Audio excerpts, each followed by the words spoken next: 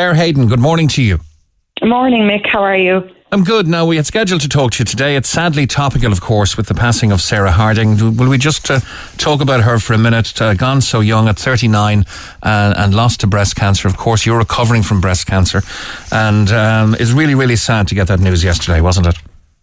Yeah, no, it's terribly sad for, at such a young age. And, our thoughts are with her family and friends. And I suppose, if anything, it really reinforces the message of the importance of being aware and, going to our GPs and, presenting with any changes. Really, it's so important. We read a lot about,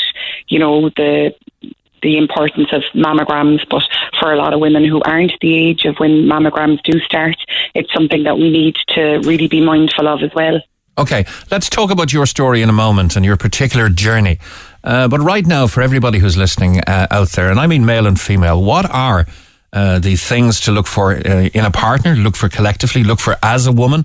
What are the vagaries, I suppose, of, you feel something unnatural. Is it a physical lump, or is it an itch? Is it a kind of a... It can be anything that's different. Like, I suppose, for a lot of people, you think of breast cancer, you automatically think, okay, there's going to be a lump there, and, but for so many, there isn't.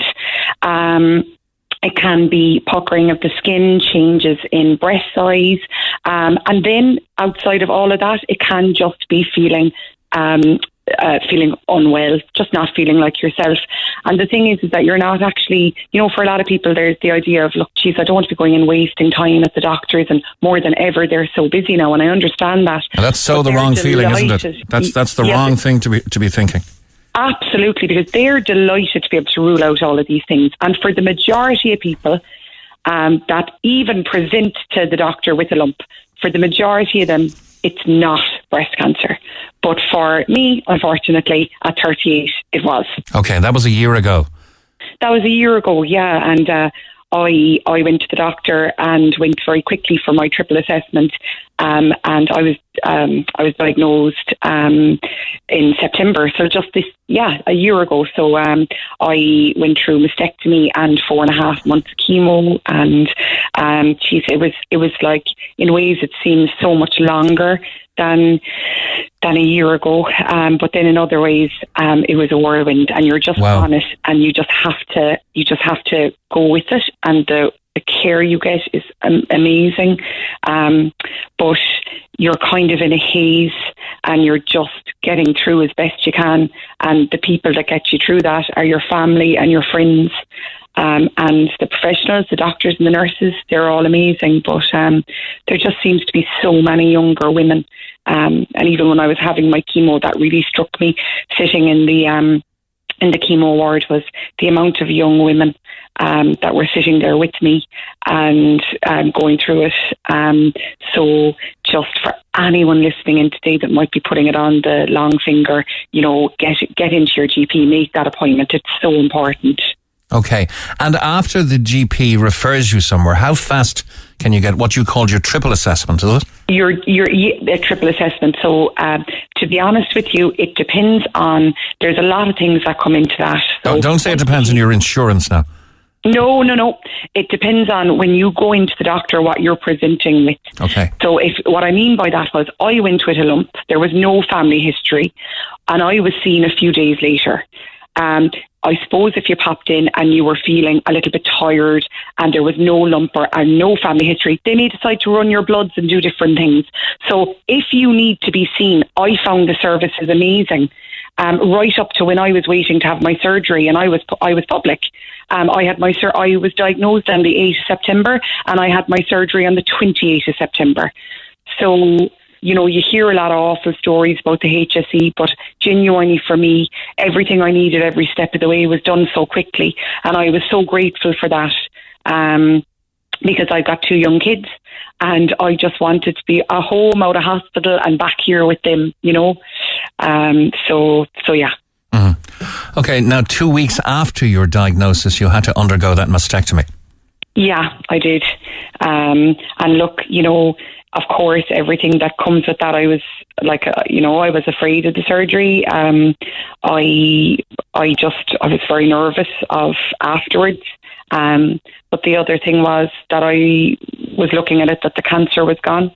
Yeah. And, in any house, cancer and having surgeries like that, it's so frightening. And it's frightening for the people around you as well. And I guess when you have two children, you're going to be of the mindset, whatever needs to happen, you need to make it happen here because I want to live on. Exactly. And you do. And that's the first, I think for anybody, the first thought is like, when you're told, look, it is cancer, I want to be able to see them grow up. I want to be there for my kids and for my family. And, for anyone having to tell even your parents or your friends, it's incredibly hard, and you want to protect the people around you from it. But the only thing is that people, kids especially, are unbelievably resilient.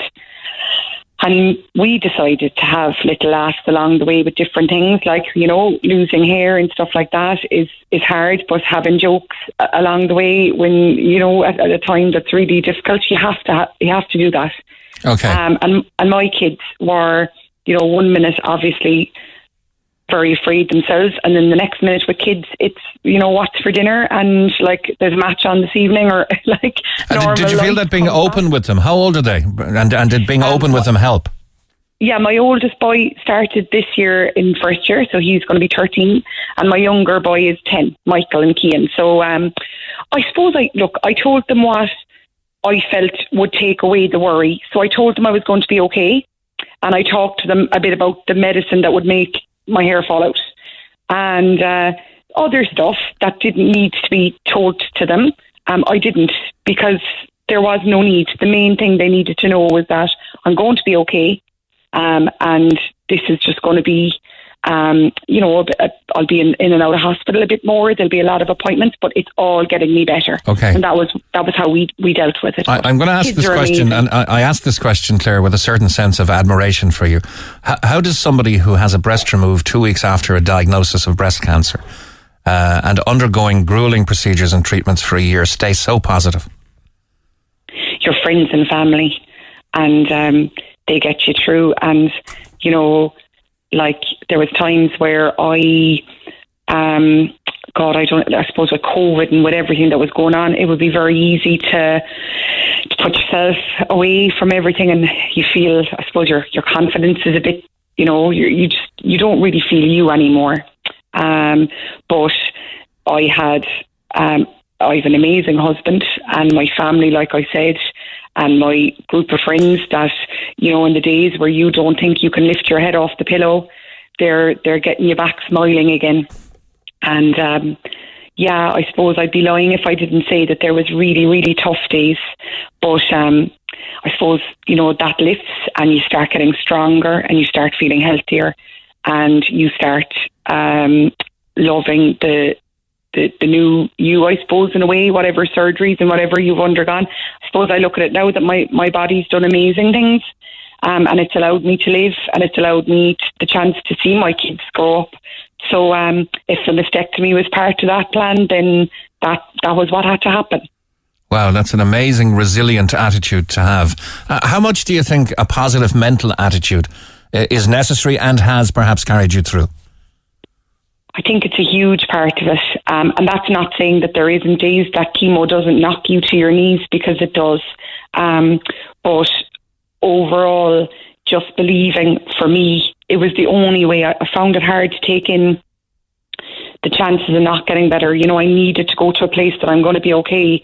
But also this morning, while I'm talking to you, I'm really mindful maybe of people that are listening in where that isn't the scenario.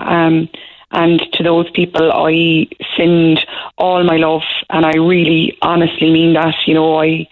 I am just so grateful to have had the opportunity to get better from this. But your attitude, I suppose, and feeling like things are the brighter days are ahead, that kept me going. And I do believe the best is yet to come. Fantastic. Now, I don't know where you got the time or the inclination or the courage or the application to do it, but you wrote a song during your arduous journey, and that song is called Piece by Piece, and it's been released as a music video with Brian Casey of Wayfield Recording Studios and AV3 Media. Tell me a little about that. So I suppose I always love music, and I while I work in a primary school, that'd be my background. I work in Cremona National School, so hi to everyone there. I decided kind of halfway through to just try to do something constructive. You know, you have a lot of time, and I decided I wanted to just write a song. So I wrote this song, and I hope it does resonate, and that people can relate to it, not just necessarily that are going through cancer, but in many different ways, that life can become difficult sometimes. But the main thing is that it's for an amazing charity called Breast Cancer Ireland. So if anyone would like to, they can visit breastcancerireland.com and they can make a donation there. And they are an amazing charity because they continue to provide outreach and, educational programs that really help with, breast cancer research down the line. And that is just so important. So, it's for an amazing charity. And I hope that people enjoy the song. Okay. And people may know you from Cúmála School as the special needs assistant there. Did you miss much work during your... I did. I was off kind of pretty much from that September, so I missed the kids fierce out there. You know, they're great, and the staff were like a little family out there. It's a lovely country school, but really it's like another extended family. So, but I am still receiving some treatment. So once that's finished, which it will be in October, I'm looking forward to getting back into the classroom with all the kids there. And all the giggles that come with that as well. Oh, fabulous. And you've such a positive attitude. And I love the way you asked us to do this. Is there any way you would consider playing this song on your radio station, please? The name of the song is called Piece by Piece. I would think, considering what you've gone through, it's the very least we could do. So tell people just a quick intro to the song and how they can donate to your very worthy charity. Yeah, well, I just hope that people enjoy the song and the words resonate somehow. And again, the main goal is, for Breast Cancer Ireland, if anyone can go on to breastcancerireland.com and make a donation of any size, it's so appreciated. And for anyone going through breast cancer at the moment, I'm sending all my love to you and your families. So thanks so much, Mick, and everyone there for giving me the chance to come on this morning. All the way from Bantry, a Bantry woman, a mum, recovering from breast cancer. She's written a song. This is it. Claire, I'm full of admiration for you. And stay positive, and the very best of luck with the continuing procedures. Thanks so much, Mick. Mind yourself. Thanks. Bye-bye. Bye-bye. You made it. You're through. Thing it didn't get a hold of you.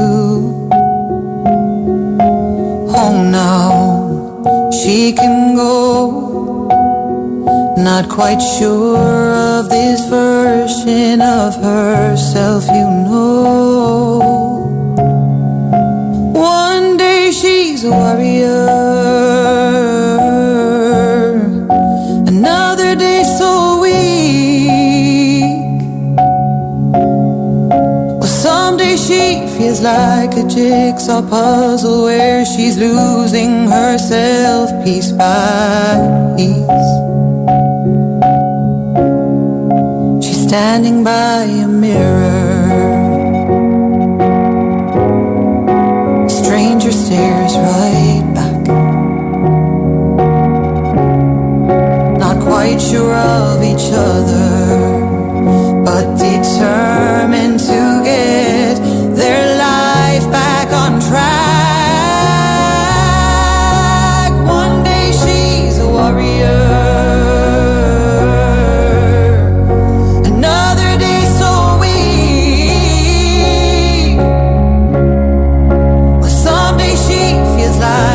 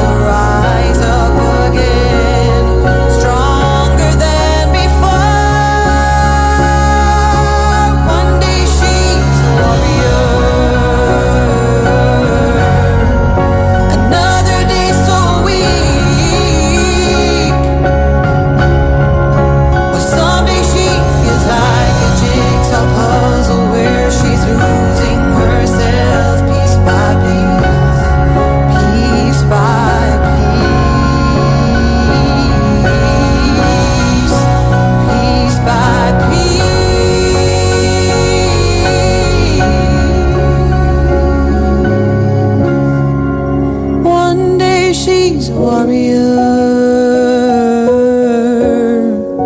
Another day so weak. Someday she feels like a jigsaw puzzle, but she's finding herself piece by piece.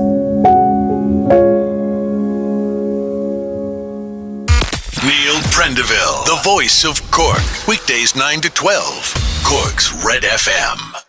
Red FM.